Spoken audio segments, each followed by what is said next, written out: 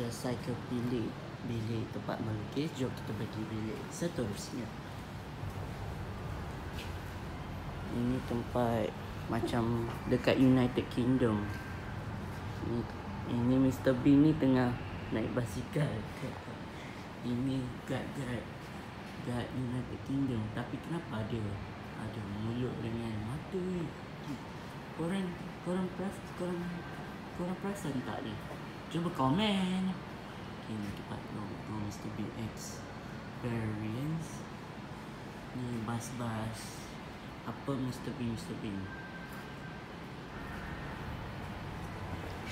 Ni korang boleh tengok, inilah patung teddy bear, tapi dia pakai topi dengan baju macam guide. Itulah. Ini tempat kau nak kokok siapa macam ni.